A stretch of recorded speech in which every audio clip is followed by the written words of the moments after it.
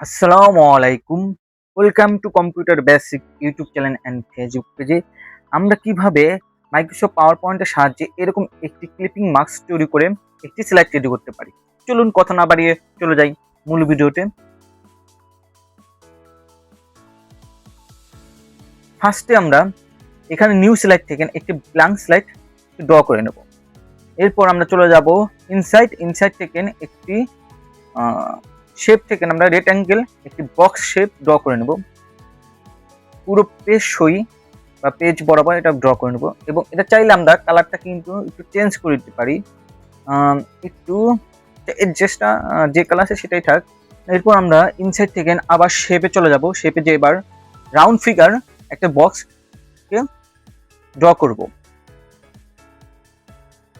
এবং এটা box draw করা শেষে এবার এটা একটা ফিল কালার দেব, দিয়ে এটার বক্সটাকে চারিদিকে রাউন্ডটাকে আরেকটু স্কোয়ার রাউন্ড করে নেব।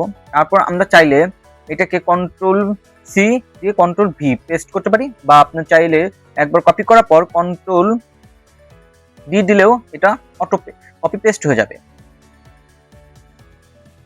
এভাবে আমরা কপি ডাবল করে নেব, 5টা করে নিয়ে এগুলোকে একটু লেফট অ্যান্ড রাইট সাইড করে দেবো এবং মাঝখানে প্রত্যেকটা একটু ফাঁকা কম রাখবো, আর এটাকে চাইলে একটু বড় করে দিতে পারি।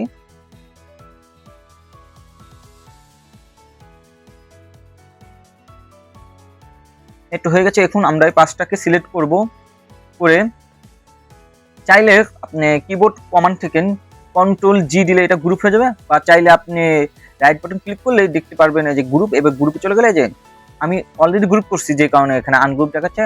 যখন আপনারা গ্রুপ করবেন না, এগুলো সিলেক্ট করে গ্রুপ করতে যাবেন, তখন দেখবেন এখানে গ্রুপ লেখা উঠেছে। এখানে গ্রুপ করা রয়েছে। এইগুলোকে এখন আমরা পেজটাকে একটু ছোট করব, করে এটাকে আমরা চলে যাব একটু ঘুরিয়ে, এটাকে রাউন্ডটা ঘুরিয়ে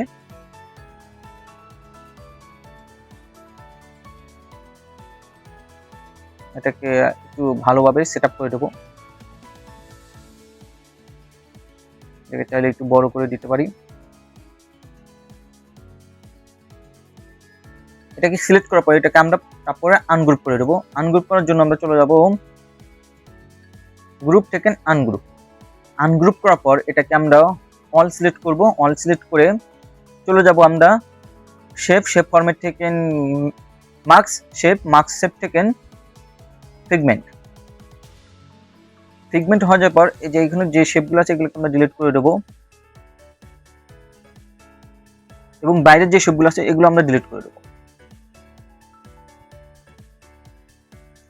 এরপর আমরা চলে যাব ইনসাইড থেকে চলে যাব পিকচার থেকে ডিসপিসি থেকে আমরা ডাউনলোড থেকে একটি পিকচারকে ইনপুট করে নেব। এই পিকচারটাকে আমরা ইনপুট করে নেব। নেওয়ার পর এটাকে আমরা শেপ বরাবর এটাকে সেট করে এটাকে আমরা রাইট বাটন ক্লিক করব। রাইট বাটন ক্লিক করে সেন্ড টু ব্যাক করলে হয়ে গেল এরকম। এখন আমরা যে এই ব্যাকগ্রাউন্ড শেপটাকে একটি গ্রেডিয়েন্ট কালার দেবো। এই গ্রেডিয়েন্ট কালার জন্য আমরা চলে যাব ফিল থেকে চলে যাব গ্রেডিয়েন্ট থেকে মোর গ্রেডিয়েন্টে চলে যাব আমরা গ্রেডিয়েন্ট ফিল্ড। এখানে 4টা গ্রেডিয়েন্ট কালার আছে, আমরা 2টা কেটে দিয়ে আমরা 2টা রাখবো। এখান থেকে আমরা এই গ্রেডিয়েন্ট কালারটা সিলেক্ট করে চলে যাব এখানে গ্রেডিয়েন্ট কালার থেকে আমরা এই কালারটা সিলেক্ট করলাম এবং এই পাশে এসে আমরা এই কালারটা সিলেক্ট করে দিলাম। চাইলে একটু কম বেশি করে নিতে যেতে পারে। এই তো হয়ে গেল মাইক্রোসফট অফিসের মাধ্যমে একটি ক্লিপিং মাস্ক ডিজাইন, যেটার মাধ্যমে আপনারা পাওয়ার পয়েন্টে একটি সুন্দর স্লাইড তৈরি করতে পারবেন, বা আপনাদের স্লাইড তৈরি করতে সুবিধা হবে।